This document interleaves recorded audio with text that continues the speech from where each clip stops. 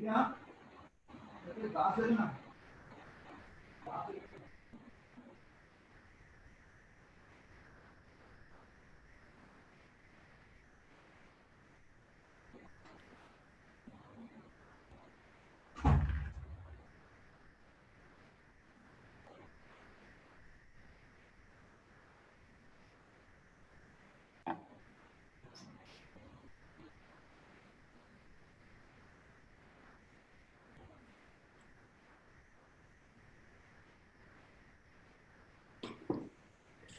Hello, everybody. Hello. And as usual, good evening and good afternoon and good morning. Welcome to TEDxGateway Webinar Series, The World Has Changed. The world has changed for me just in the last week. My name is Rives. I'm going to be your host today. As you may know, TEDx Webinar Series is where we've been since the start of COVID, trying to bring innovative thinkers into your Zoom boxes, into your living rooms, and their discussions and ideas into your mind. Today is kind of a particularly special day and particularly apt because we have my friend, TEDxGateway friend, innovation expert, Navi Radjou. It's been a long time that we wanted to get this guy, and today we have got him. The way the day is going to work is I'm going to introduce our speaker. He's going to speak for about 10 minutes. He has two special guests. We will introduce them. And then after that, we are going to ask everybody questions. I'm going to ask some moderator questions. And as always, you can ask questions, and you absolutely should. I love seeing these questions come in. I'm actually distracted right now because at this point, I always look at the participants list, and we're getting everybody from around the world, literally from around the world. Shout out to, I'm just in the J's, Jasmine, Jaideep. Wow, it's just going by way too fast. There's a Jay, there's a Jaya. Welcome to everybody. I hope that you are staying safe and sane and sanitized. Usually we triangulate these things anyway, because the TEDxGateway team is back in my co-favorite city, maximum city, Cyclone City, Mumbai, Maharashtra, India, and I am in New York City. Today we're kind of quadrilating because our guest is also in New York. And I will tell you that I know we've gone from being sort of the epicenter of this world crisis to another epicenter. If the text and concerned emails from my friends, and most specifically my mother, are any indication, you may be worried about us again. I live in Manhattan, just off of Broadway. Our speaker lives in Brooklyn, not too far from the center of things. You may hear protest in the background. It's a protest against the racism and systemic problems of my country, the United States, and Navi's adopted country now. It is, however, 7:30 in the morning, so maybe we have an hour or two buffer. If you can't log on, if you've got friends that are trying to log on here on Zoom, you can go to facebook.com/TEDxGateway/live. That's the way to get on there. And you can, as always, write some questions. So let me just get into this introduction. This guy is great. We've been trying so hard to get him. Navi is an innovation expert, and he's like the most cosmopolitan guy that I think I may know. And I don't know a few people that get around. He was born in Pondicherry, and in the, I don't know, what, 50 years since then, his CV reads like a who's who and a what's what and an alphabet soup of cool things. Yale and Cambridge and IBM and TEDx and Canada and France, and now New York City. He is the author of Jugaad Innovation and Do Better with Less. I'm particularly interested to have him today because this is a common question that we get for all our speakers, right? Most of our speakers are talking about what to do now that everything's gone to hell. And a lot of people write in a question like, well, what can we learn? What can we do going forward? Can this actually be, as negative as it is there a plus side? Is there a positive? Here to speak about, so I guess maybe not the positive side, but just the very future looking aspect is Navi. I will also say that this is a guy who is also lifelong interested in things like mindfulness and meditation and Vipassana. and Ayurveda. So I don't think I'm going to let him get through the day without asking a little question about it. You may as well. He's told us that he's very open to that kind of stuff. So, you know, fire away and we'll see how it goes. I'm going to hand it off to him now, and I will be back in a little bit and we will answer some questions. Until then, Navi, the TEDxGateway World Has Changed webinar stage. Aapka hai, ladies and gentlemen, please welcome our friend, Navi Radjou. Thanks, Rives, for this very warm welcome, and greetings everyone from Brooklyn, New York. As Rives pointed out, a lot of things are happening here in New York. It is the epicenter of incredible social movements. But today, I will be talking about not United States, but about India, and particularly the future of India. India is the birthplace of frugal innovation. We Indians know instinctively how to do better with less. We find clever ways to reuse the scarce resources we have to create more value. We will need to fully leverage this frugal mindset to overcome the deep recession that India will be going through over the next 2 years, during which we need to figure out a way to sustain India's economy with very limited resources. But I am an optimist by nature. I actually believe this crisis is a historic opportunity for India to build a new and better economy that is inclusive and more sustainable. I call this the frugal economy. This frugal economy can enable all Indians to live better with less waste. I foresee thousands of Indian entrepreneurs using their ingenuity and empathy to co-build this frugal economy. Later, you will hear from two amazing entrepreneurs who are building this frugal economy in India. This frugal economy will rest on three core pillars. The first one is B2C and B2B sharing. The second one is decentralized manufacturing. And the third pillar is regeneration. I'm going to describe now how each of these three pillars can be built in the Indian context. Let's begin with the first pillar, which is the sharing economy. You're all familiar with the sharing economy. Many of you do ride sharing and share apartments with Airbnb. This is the business to consumer sharing, which is expected to become a $335 billion by 2025. But I believe that India can pioneer the business to business or B2B sharing, which can actually be worth over $3 trillion. India can actually build this B2B sharing economy by enabling Indian small businesses and large companies to share assets and resources with each other as an integrated network. Excitingly, this B2B sharing market is already emerging. EM3 Agri-Services is a startup founded by Rohtash Mal, the former CEO of Escorts, the tractor manufacturer. EM3 is the Uber for Indian farmers.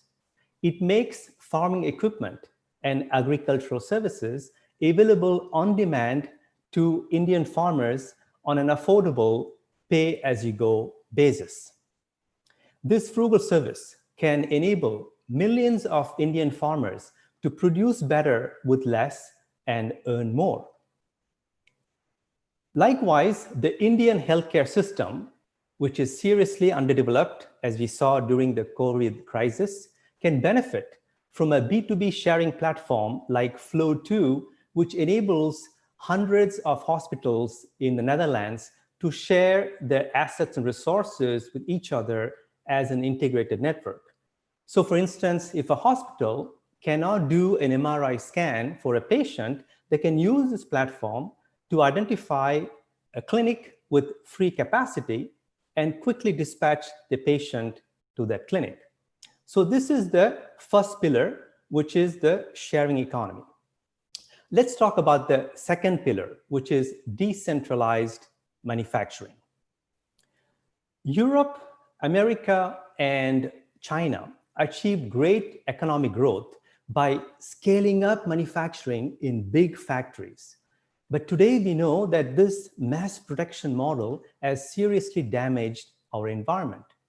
Rather than scaling up, what if we can scale out manufacturing by building smaller, more agile, and more eco-friendly factories? This is a micro factory built by Novartis, a big pharmaceutical company that can churn out drugs and vaccines 10 times faster and better and cheaper than big factories, and they pollute far less. When a vaccine against COVID is discovered, we may produce it in these micro factories deployed in major cities around the world. I sincerely believe that India can pioneer decentralized manufacturing by creating a network of micro factories located across India that can produce goods and services as close as possible to the points of consumption. This will help us Indians produce goods and services faster, better, and cheaper, and using local resources, which is also good for the environment. Companies like Imaginarium, India's largest 3D printing service provider, are making this decentralized manufacturing a reality. Unlike Chinese mass manufacturing, which is high volume but low variety, India can use 3D printing to pioneer frugal manufacturing, which is low variety, low volume, but high variety and high value. This will enable India to combine its rich millennia-old craftsmanship with 21st century technologies by, for instance, 3D printing an exquisite jewelry design faster, better, and cheaper. 5 million people, young people, join the Indian labor force each year.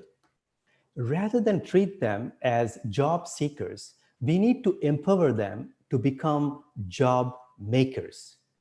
Maker spaces, such as Makers Asylum, can become the backbone of India's decentralized manufacturing network.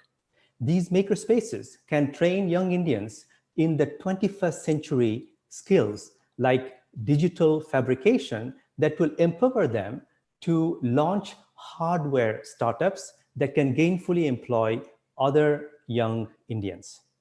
Later, you will hear from Vaibhav Chhabra, the founder of Makers Asylum, on how young makers in India are leading the fight against COVID all across the subcontinent. So that's the second pillar, which is decentralized manufacturing.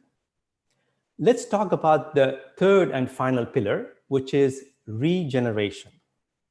Today, many companies are applying the principles of the circular economy to recycle waste materials to make new products. For instance, Jaguar Land Rover, owned by Tata Motors, plans to produce Jaguars made 75% from recycled aluminum by 2025. But recycling is new to us Indians, since we believe that even our lives can be recycled through reincarnation. But I believe that India can take this notion of recycling to a whole other level by building a regenerative economy, where each time we recycle materials, we also make life better for more people. Shailaja Rangarajan is one of the visionary entrepreneurs building this regenerative economy in India. Our company, Reimagined, upcycles waste materials into beautiful clothes and home accessories, hence reducing the amount of waste that goes to landfill.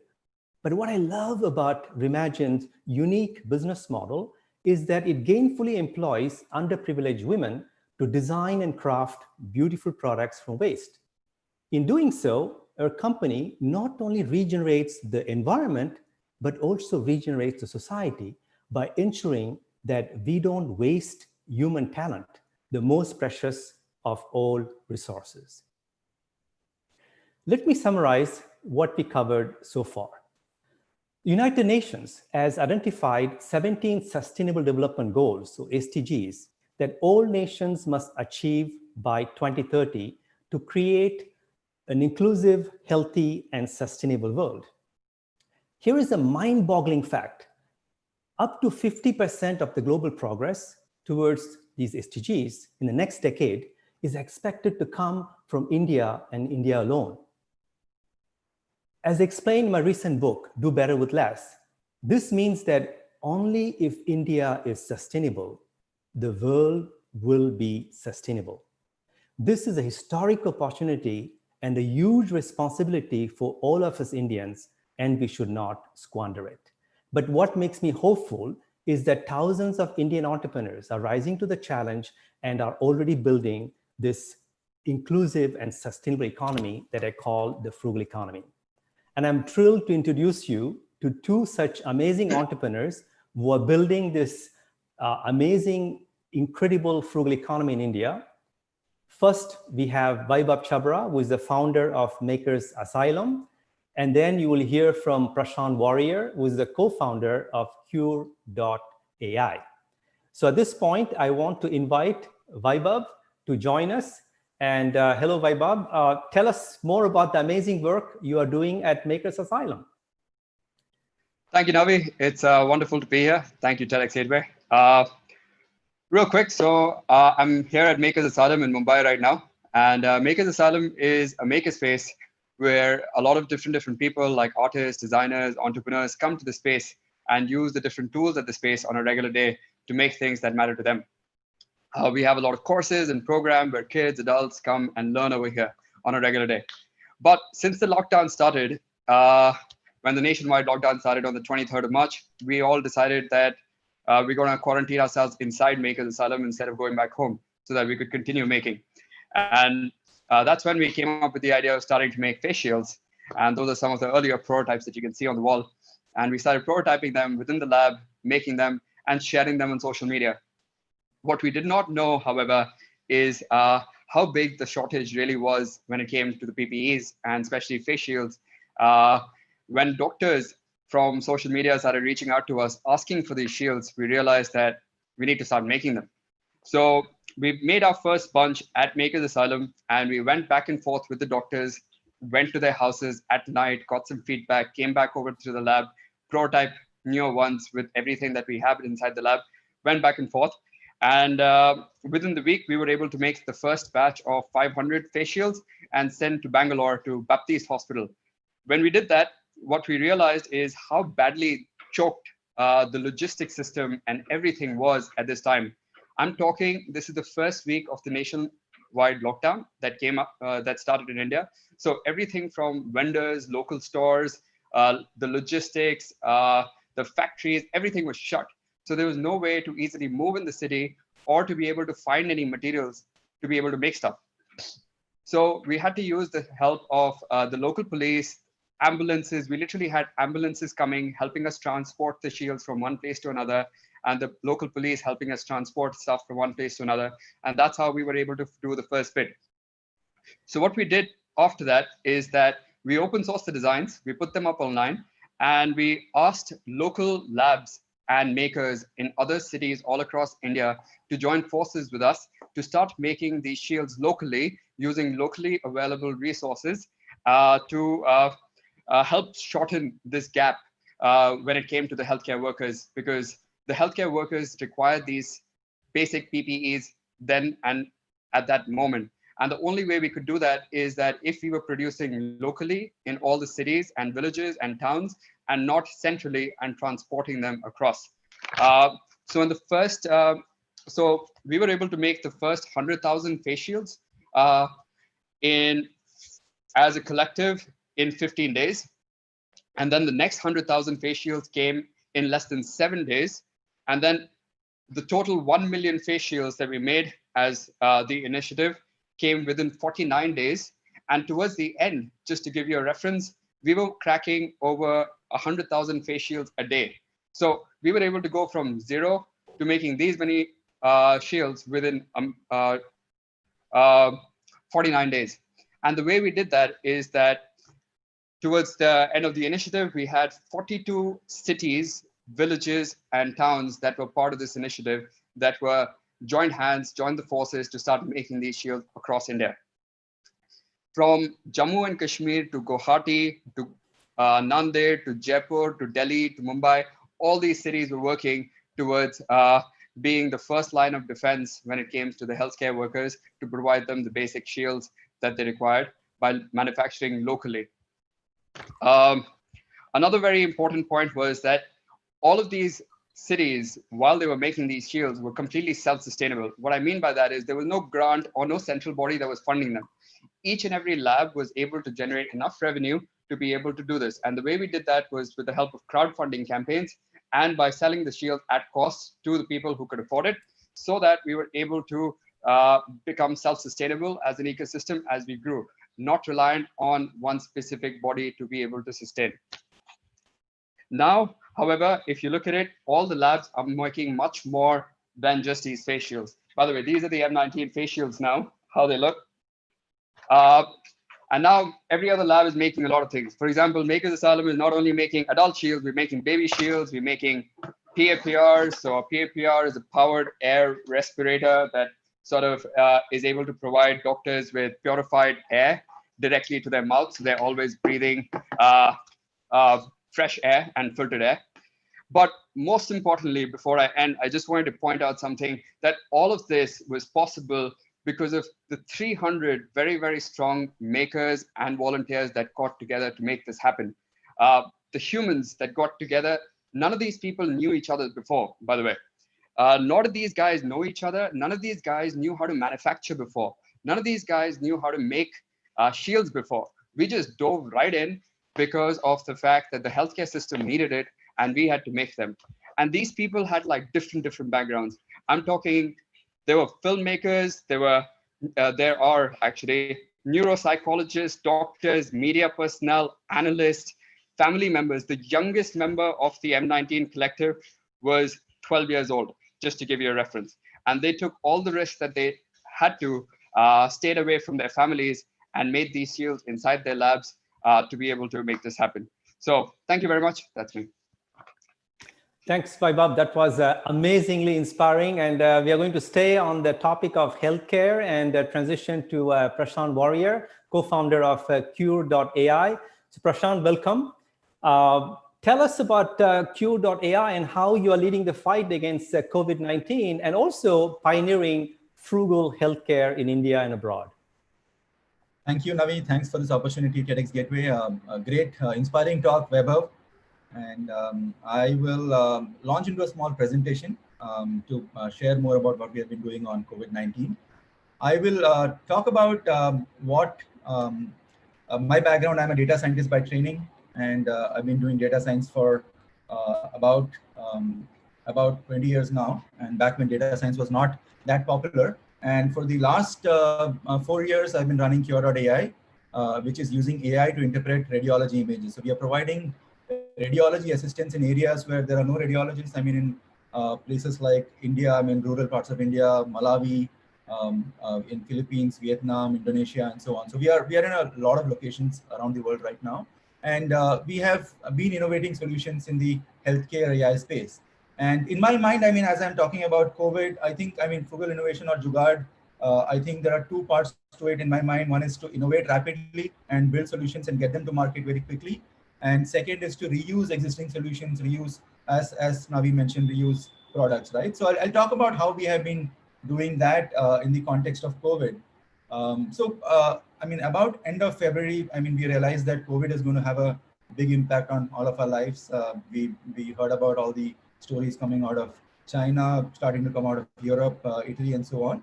And we looked at also a lot of literature on how COVID was presenting on chest X-rays. And we realized quickly that, I mean, detecting COVID will be, I mean, a PCR test is quite slow, right? It takes about a few hours to get a result. And sometimes, I mean, in many locations, it takes days to get a PCR test result.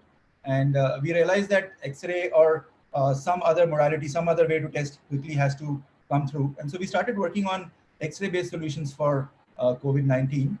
And unlike, I mean, so when we started doing this, there were other organizations, other researchers also starting on similar products. I mean, there were people all over the world working on X-ray based interpretation of COVID-19.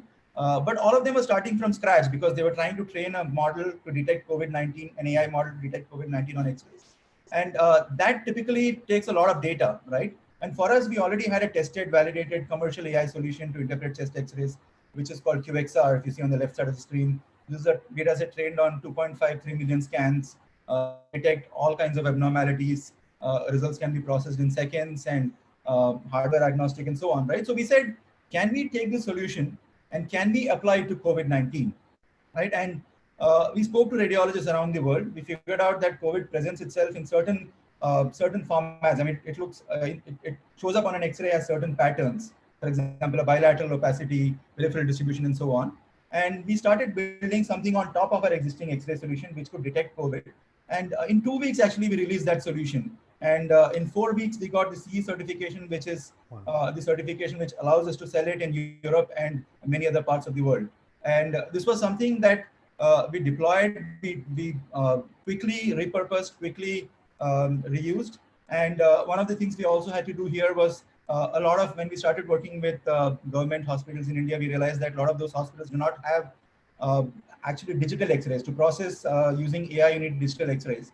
So we built this whole smartphone-based QXR solution. We had some of these features for our TB solution earlier, and so we repurposed that, and we built a solution where you could now take a picture. What you can see on the right side is a technician taking a picture of a film X-ray, and that picture is then processed by our algorithm on a mobile phone. So this is what we developed in a short amount of time, in about a month, less than a month. And this solution now is deployed in within the last 2 months. We've deployed at 50 plus hospitals across India, Pakistan, UK, US, Italy, and Mexico.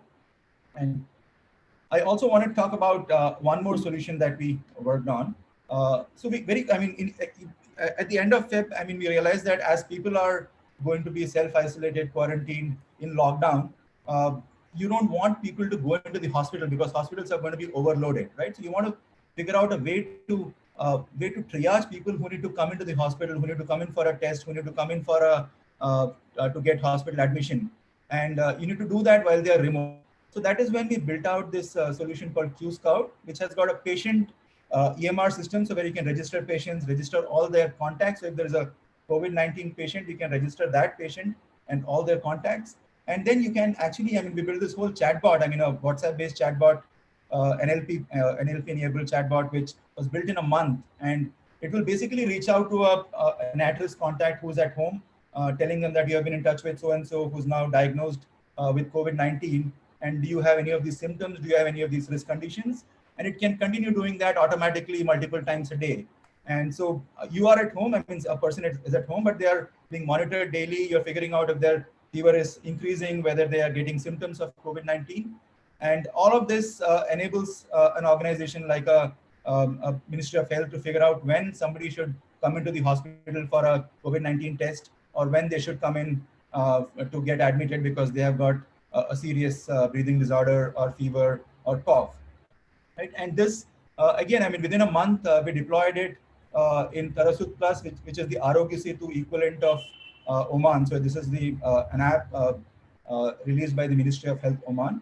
And this was deployed April 20th. And we deployed it in 5 languages. So you can actually, you can chat with it. This is natural language chat in English, Hindi, Bengali, Arabic, and Urdu. So again, I mean, a lot of innovation, which was powered by a team. I mean, so I think most important is that we had a team of about 20 engineers who were so quick. I mean, they were able to sort of churn out these solutions very rapidly. And that is critical, having that mindset to be able to produce these solutions rapidly, to innovate rapidly, and to get something out into the market quickly. So that's what I want to talk about. Thank you. Thank you so much, Navi.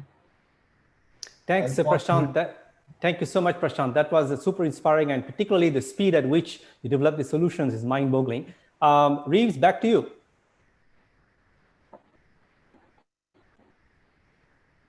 Thank you very much. Thanks all three of you guys. That was fantastic. I have questions, and not only me, but a whole bunch of people. Folks, if you are out there and you have a question for any of our three speakers, you can go ahead and hit the Q&A button down there at the bottom of your screen and type it in. And we've got a bunch. I'm actually going to go right to them because these things are flooding in, and they're specifically to you guys. Matthew asks, this is for you, Navi, what is the role of education post-COVID? What changes do you visualize? What changes are required other than online education? That's a nice add-on. Yeah, I think education clearly, again, this is the beauty of India, right? I mean, we can leapfrog, or I would rather say trailblaze a new education paradigm. There are three major attributes of the new education model in the 21st century I foresee. The first one is that we are going to go from the traditional Guru Shishya Parambaram, which is, this notion of transmission of knowledge top down, from an elderly person to a young person. I think that's going to go away. I mean, and we see with Vaibhav, right? We are going to move to what I call lateral learning, peer-to-peer learning among people. And by the way, it doesn't have to be young people, any students, right? Any age, but we are going to go from vertical learning to lateral learning. The second thing is going to be the notion of learn by doing. And again, Vaibhav talked about that, and you can add to that. The whole notion that, unlike my generation, we sit in the classroom, listen to chemistry teachers and engineering and, and very boring stuff. The new model is actually you get your hand dirty, right? And then you learn by doing. It's much more empirical. And the third pillar, and I think this is where India can shine, is, the ancient Greeks and also in India, we really put emphasis on self-knowledge. The Greeks said, know thyself. So it's important that we also teach young people, particularly things like emotional literacy, how to read people's emotions. Because Indians, we are damn good, right? We invented zero. So we are very, very good with rationality and logic, but we need to balance that with empathy, compassion, and self-awareness. So if we can, and there are technologies today, as you know, with virtual reality, you can teach kids, on how to read emotions, et cetera, et cetera. So this combination of IQ and EQ could make Indians, very, very successful in the workplace. So these are the three attributes I see of the, education model of the 21st century. Nice. This is a direct question for Vaibhav, and it's a couple different people asking similar questions. I'll try to combine them, and maybe you pluck the thing that you think is most interesting from this. The questions is, what can India do to scale up the makers movement you are leading? How much support are you getting from Indian companies and government bodies? And other people have asked, how many regulatory hurdles have you had? And what specific sectors or regions of India could makers really make a hit in? So take that big question and just tell us what's next, Vaibhav. That is definitely a big question, but definitely been some of the questions that we've been asking ourselves, because it has been quite challenging to explain the maker culture and the maker movement, and well, everything that we talk about to a lot of companies and other stuff. Navi has been super helpful every time, connecting us to a lot of companies in India and internationally, to be able to show them what the power of the maker movement is and why is it so important. However, there is still a little bit of a change in mentality. I think it's going to change in acceptance of the maker movement. And over the years, so Makers Asylum is now 7 years old. And what I would be sort of proud to say in our own way is that we're completely self-sustainable. We currently have our own space, and we pay rent. We are self-sustainable. We use the revenue that's generated through our courses and through the membership and all the other projects and stuff that we do to sustain ourselves, which keeps us very, very independent of any other body. But at the same time, it does become very, very difficult to be able to sustain when it comes to spaces and other things and infrastructure and equipment in a city like Mumbai as well. That being said, the only way that's going to happen is when more forums like TEDxGateway and others are going to add more voice to the maker movement and get more awareness about how the maker movement is very beneficial. Because personally, myself, who is a very, very bad student, who's pretty much who was told that I'm going to fail in all my subjects over the years. And there are many like me who don't end up doing too well at school. And a lot of them come up over here. Right now as well, we have a student, Ganesh, who was part of Teach for India and has failed many times his 10th standard. But when you look at him over here at the Makerspace, he's a prodigy. He makes stuff better than, and he teaches people. He does a lot of trainings for postgraduate adults. He does trainings on CAD modeling for people. And what's exciting is he's 10th standard failed, but he is really good at what he does. And places like Makerspaces help people use their hands to be able to learn by doing, like Navi was saying. And I think the only way that's going to happen is when more and more people learn about the space and go with it. On the regulatory front, there is definitely challenges on the regulatory front as well. There is nothing called as a makerspace in any of the departments of registration. So technically, we're a manufacturing hub because we have equipment. We're not an educational space, because if we become an educational space, we're not allowed to have the equipment. So to be able to house equipment, we need to be a manufacturing space. So technically, I don't want to say this in the best way possible, but legally, we're a manufacturing entity. But as another way, we're a service entity that's doing education. So it's a little bit of gray area when it comes to makerspaces, but you need to register as both of them and then continue to do what you've got to do. Let me extend that actually, and this question is for you, Prashant, from Gaurav, and there's a couple other questions sort of like this. I think, Prashant, maybe you can answer this because it's directed to you, and then other guys maybe jump in on this. The question itself is, your solutions shall help people self-diagnose, thereby putting less pressure on the healthcare infrastructure. Would like to know the accuracy and reliability of the CHEXT X-ray solution. So that's the question for you. And then for the other guys, what about this gray area of achievement or excellence, or there are reasons we have regulatory agencies, et cetera, et cetera. Are you going for good enough? Are you going for this is the average? Are you going for excellent, even though it's frugal? It's a good question, especially in today's time. So Prashant, first to you, accuracy and reliability. Absolutely. So, I mean, it's not a self-diagnosis solution, first of all. The solution that we have is aimed at doctors, nurses, technicians in hospitals. I mean, they may not have radiology support everywhere. I mean, especially now there are so many people. I mean, hospitals in Mumbai are full, and we work with the Bombay Municipal Corporation. And I mean, it's something where, I mean, there are people who, there are these mobile vans that are going out into the community, into places like Dharavi, where they go out and test people. So they go out and X-ray people to figure out who might be at risk. And people are coming into the hospitals with heavy lung abnormalities. They've got like large infections in their lung, and that becomes very difficult to cure. So you want to go into these sites and make sure that you're finding those patients early. So our solutions are not being used by individuals at all, not being used by patients directly, but by hospitals or doctors, nurses, and so on. So that is one. And coming to the accuracy part, it is, again, I mean, X-rays are not going to diagnose COVID-19. Right? So you can detect symptoms, or you can detect indications of COVID-19 on an X-ray. You can say that, okay, this looks like COVID-19, that is what a radiologist will do. And we also do that. And then if you see that, then you would go ahead and do a PCR test, which will probably take you a couple of days. And the number of PCR tests done everywhere. I mean, you look at any country in the world. I mean, I watch all of these shows in the US.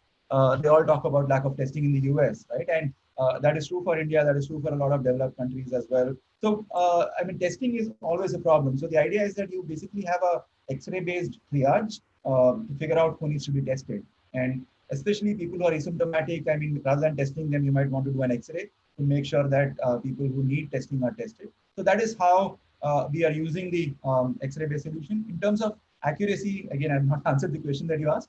The accuracy of our solution as compared to radiologists is about 97-98%. So it's extremely accurate as compared to a radiologist. In terms of detecting COVID-19 on an X-ray, I would say it's somewhere between 80 and 85% accurate. So that's the accuracy question. And coming to the regulatory part, right? I mean, especially for us, I mean, we are building basically medical devices. We are building software medical devices. So as we build these devices, while we are very innovative, we are very agile in building these solutions, we have to go through the regulatory pathway. So we go through the CE certification process. We go through the FDA. We are going through the FDA pipeline to get our products cleared by FDA. And we have to do that to market our solutions in different parts of the world. Every country has their own regulatory body. So we have to get that. We have to register in different countries to sell our product. That said, I mean, with COVID-19, what has happened is that a lot of countries have relaxed those regulations because they want innovative solutions to come to market faster. So those constraints have been relaxed right now, and that has also allowed us to deploy these solutions in many places where we may not have been able to deploy otherwise. And so that has opened up a lot of new markets for us. And so that's my response to what you asked, Rives.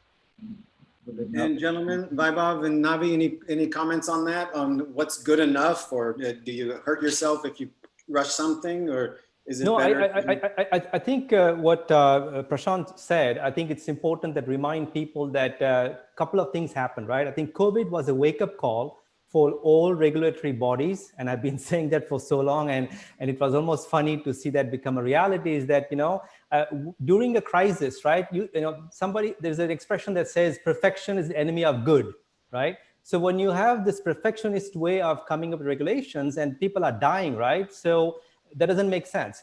So as Prashant was saying, what we saw actually is that in France, for example, the regulatory body actually published a simplified set of guidelines for making masks. So rather than creating a very complex, a thick book of, code and regulations, they simplified it to a few pages so that anyone can make masks as long as you comply with this, limited set of,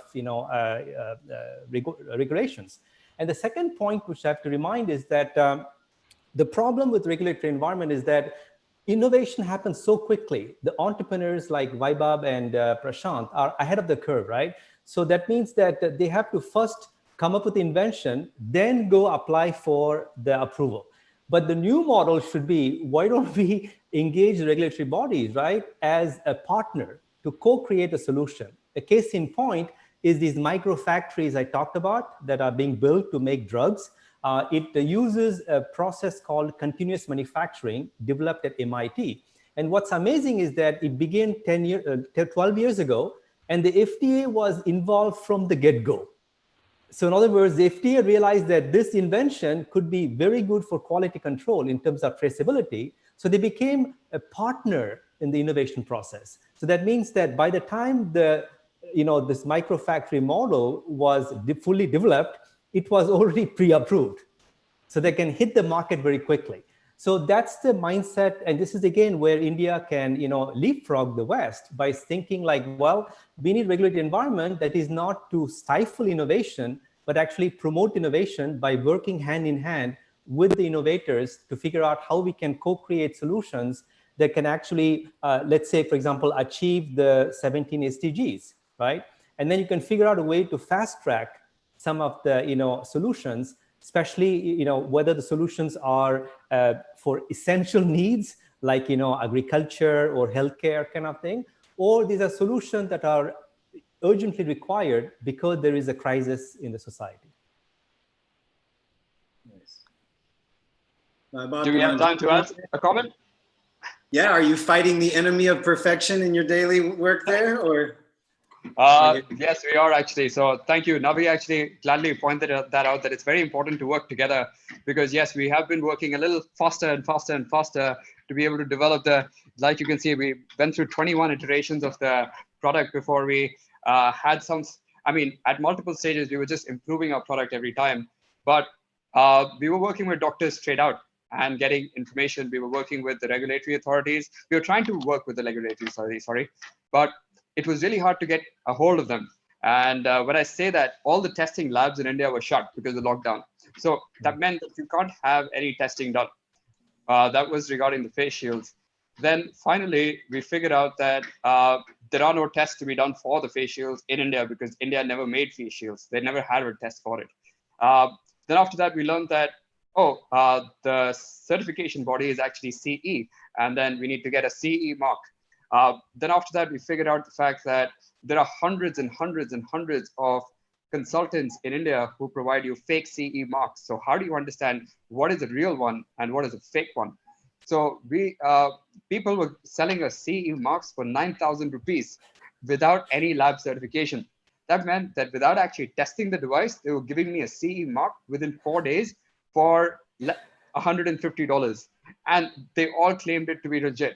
And to be honest, most of the facial manufacturers in India have the same CE mark, which is not valid.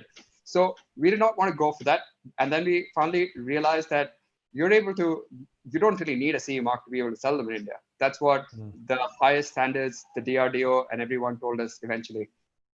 That being said, the case is not the same when it comes to the PAPR. Now, PAPR is a medical device. This is required because it's a respirator. You require a sort of certification for it. And you have to be able to go through the regulatory bodies. We have spent we made this, I think, faster in collaboration with AIIMS, All India Institute of Medical Sciences, and MGM Hospital. And we were able to prototype multiple versions of it faster than we were able to figure out how to get the regulation sorted so that we can give it into the hands of the doctor. So exactly what Navi said, that we're able to make things and design stuff and make the innovations faster than how long it takes to get the regulations done or the tests done, especially when it comes to these medical devices, which I think is something at the time of a crisis like we are right now in, needs to be definitely figured out in a way that we can work together or faster so that while coming up with innovations, you're able to get them also accredited so that you're able to give them out to the people who need them the most. Great. Guys, we're going to switch a little bit into speed round mode just because we have about 10 minutes left. I want to make sure we get as many of these questions because we got a lot of good ones and they're coming in fast. So if you'd like to weigh in, maybe hit us with a sentence or two on this particular question. It's kind of related to the last response. This question is, how comprehensive is the digital test for COVID-19 scanning? The rate of error without human intervention can be quite high. I personally would like to be checked by a doctor and not a bot. So we've just heard from the people on the manufacturing end, on the supply end. What one sentence or what bit of pragmatism or just encouragement or just reality can you tell to the consumer? Can you tell the end user right now to boost that confidence that you don't want perfection, you just want good? Or do you want perfection? It's healthcare, it's COVID-19, it's a pandemic. Any takers? I think it's probably referring to the digital X-ray test, right? And my answer to that is that this is not supposed to be, again, not supposed to be used by patients alone. It is supposed to be used in conjunction with the doctor's input. So doctor is supposed to use it and use that to make a decision. So. Guys, any other votes of confidence you'd like to tell people that you're looking out for them, or these things usually work out, or? No, I think I would simply say that I think one of the things about these tools also, right, is to bring some peace of mind, right? And I think that's also what we have to think about, right? It may not be 100% accurate, but at least it helps you filter. That's why the tool is called triage as well, right? Is to get an initial sense of, are you, totally in the red zone because you have some severe symptoms, or are you in the other extreme where everything is okay, right? And then that allows also hospitals to quickly prioritize the efforts on those who really need the help. Because otherwise everybody shows up, right? I live next to a big hospital here in New York, and that's what's happening. Even in this richest country, right? The triage is done kind of manually. So tools like the one that Prashant developed, we need in the United States. And I think Prashant, maybe you can explain that your tool is being used now in England, right? And Italy as well. So even the Western countries are now using it. Even America needs that too, so. Here's a question. So again, sorry to combine all these, but there are a lot of questions and they're really good. Let me see how I can sort of phrase this. And this is for all takers, guys. This is from Ramit. The question is, could you throw some light on sunrise sectors for startups post-COVID world besides online teaching and healthcare? So for you guys, maybe again, this would be a little bit of a short answer. This will be a combination of stock market tip or shout out to people that you like, or just telling us who's doing good work. Just tell some sectors or some people, just shout them out. Anybody? I would say agriculture because, I mean, I'm sorry to say that, but, this sector really suffers in India, right? With so many, suicides of farmers, etc. And, one of the things we learned in the COVID is that, the basics, back to basics, I call it back to basics innovation. We need back to basics innovation and realize what are the things that within 3 days we can live without. For me, it's food and water. And both are going to get scarce in India, given the growth of the population and the water bed is going down. So this is a ticking time bomb for me in India, right? So I would say if there's one sector I would put my money in is actually the whole agribusiness and generally speaking. And I think that alone could be a powerful sector for India to focus on. Prashant, stock market tip or a shout out? My sense is online gaming, group games, right? I mean, especially people are locked down, they want to play together, they want to play different kinds of games. I mean, not just video games, right? You want to play, let's say, some board games together. So online gaming, online parties, I mean, I think that's an area where we'll see a lot of traction in the next few months. And we'll see lots of companies coming up. I mean, I've heard of recently one company in the Bay Area, which has raised a lot of money for creating a social, I mean, like a club kind of environment, online club kind of environment. So I think that's an area that's going to get a lot of traction. Vaibhav, stock tips, shout outs. What sector are you looking at? Vaibhav, can you hear us? You're on mute. Sorry, I was having some internet difficulty. I just came back. Okay. Can you please repeat that? Sorry. We were just asking about sunrise sectors. One of the questions was, what are you kind of looking at? This is just a quick response. Maybe you could shout out some companies or some sectors that you think will be particularly good.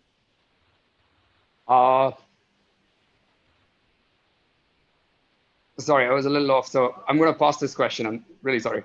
I would like to actually do something that you can field. You said in your earlier comments that you have a 12-year-old. That's sort of the one end of the spectrum there at Makerspace there. Well, let's give a big shout out to that particular 12-year-old, whoever this is, I guess a Mumbaiker, right? So that 12-year-old Mumbaiker out there, you're doing it. It's actually in Gujarat. What, oh, in Gujarat? Yeah, yeah, fantastic. All right, we got a Gujarati 12-year-old innovator. I hope you're watching. Good job on you. And from that, let's go to the next question. We're still in speed round mode, guys, so we can get all this kind of done. This is for all takers. Let's go to education. Let's go to young people. It doesn't necessarily have to be online learning, but what aspects of these can we teach or should we on the elementary school level or high school or on to university? What do young people respond to? Vaibhav, you want to go with that? Sure. When it comes to the education side and the online space, I think the landscape has definitely changed quite a bit since the past 2 months, where the kids have been at home, and online education is definitely evolving. But I think one of the things that we've been doing is sending a lot of the stuff that we do at the space, trying to send it to the kids at home and try and do learnings. So I definitely wish to see more collaboration, which is definitely going to lack when it comes to at-home learning. And that's something that we want to work on. And maybe virtual reality and things like that is what we're working on to really recreate that entire landscape of collaborative design thinking sort of an approach where learning by doing can happen more. I would only add to that one of the area that maybe we can focus on in India is that, we always think about, how to teach useful skills to kids. But I think that actually we should get kids input on what kind of world and what kind of India they want to live in the next, 10 years. So let's crowdsource ideas from kids on, and these are creative kids, right? They have amazing ideas. And so let's ask them, if you were to build this frugal economy we talked about, right? Or achieve the 17 Sustainable Development Goals, what are your ideas? So let's crowdsource ideas from young people and maybe see how many of them would be willing to commit themselves in turning these ideas into reality. So I would say we need to actually, again, right, we in the old paradigm, we are here to give knowledge to kids.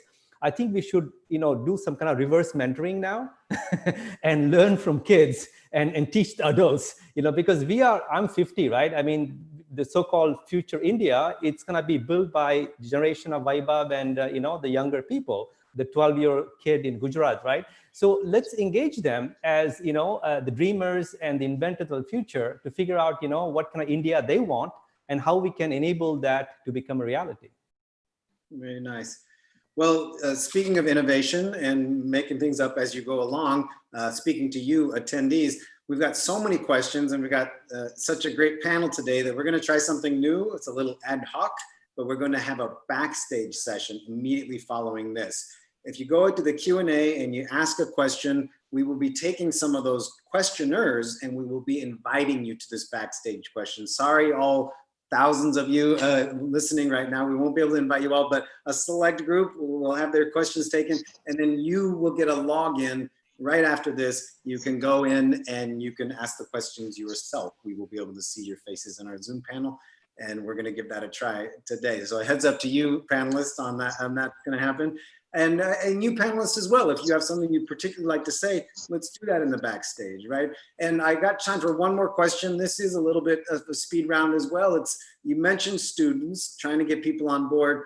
What other sectors, specifically in India, do you think we should be reaching out to, or do you think are naturally primed to embrace these principles of innovation in India today, specifically post-COVID? Who do you want to see rising with this tide? I guess for me is the industrial sector, right? I mean, no country to my knowledge has leapfrogged from being, agricultural, country to a service economy. We tried that with IT sector, as you know, and I've been tracking it for many years. But IT sector cannot employ the 5 to 10 million people entering the labor force each year. So we have to go through industrialization. And this is where, again, I think, there's a great opportunity, potentially trillions of dollars, right, could be at stake here.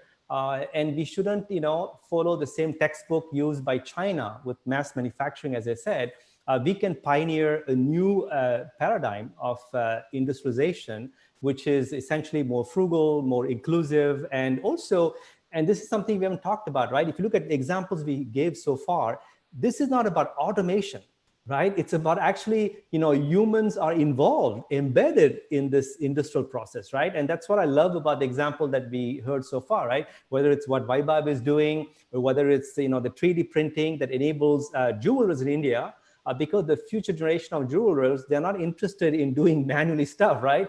They prefer to design it on the computer and have it 3D printed. So I actually think that we need to really seize this opportunity around industrialization of India in a way that is, frugal, inclusive, and regenerative. Great. And then Vaibhav and then Prashant, this is a quick answer because we're almost out of time, but just shout some nouns at me. What sectors, what people would you like to see rising with this tide? I would like to see the sports sector, how it's going to evolve, because that's another one that has to evolve in a very different way now. So, nice. Prashant, how about you? I think, what I feel is that a lot of products, a lot of what we hear about in the news, in media, in India is aimed at the top 5-10% of the population. Like if you hear about Amazon being so big, Flipkart, all of them, right? I mean, we're not thinking about the rest of the 90%. And I think more solutions, more products aimed at that is what would make a lot of difference to the country. Thank you. Thank you very much for your answers, guys. Hey, thank you attendees for all these questions. Some of you stick around for the backstage session that we're going to have starting, I don't know when, probably in a couple minutes. This session has been sponsored by Accenture. We want to thank our friends at Accenture because they are our friends and they do a lot of good work for and with us. So thanks, guys. And thank you, our 3 panelists. Thank you, Vaibhav, for speaking to us from your actual makerspace. Prashant, thank you very much for coming to us, just like Vaibhav, all the way from Maximum City, Mumbai. And Navi, thank you so much for getting up so early on a gorgeous Saturday, the New York day. Not that it matters, you won't be going outside today. Not only are we on lockdown, but we have curfew. It's a crazy world, but thank you very much, gentlemen. And now I would like to throw the spotlight over to my favorite Mumbaiker, my favorite guy, really. My brother, as I always say, from an Indian mother, Yash Rajakashi. What's up, Yash? How you doing? Thank you, Rives. I'm telling you, you're my favorite New Yorker too. And I hope that Mumbai is able to, import you in and then give you citizenship, because you've been doing all of these events all these years. And I think you're as much as a Mumbaiker as I am. And thank you for hosting this. Thank you, Prashant. Thank you, Navi. And thank you, Vaibhav. It was a pleasure hosting you, and such conversations are really meaningful. And more meaningful, it's actually impactful. You never know who's going to learn from these conversations and add value to a society by creating something this way. This agile and this fresh kind of thinking is required. I mean, going further, I think people who will see these opportunities and learn from you as to how you put your opportunity into play will actually be taking India forward.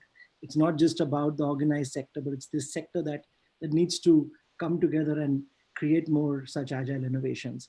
Thank you again, and do join us next week. We have an amazing, we actually have 3 sessions next week. It's something that we're doing different. We have a session that's focused on music. Then we have a second session that goes on mental health, and then we have something on architecture. So very different and very unique. Please do join in, sign up on TEDxGateway.com/webinar. Send in your feedback to us right after this, and do join in again. Thank you. Thank you, guys. I really everyone. Some of you for the backstage. Thank you very much. Thank you. See you backstage.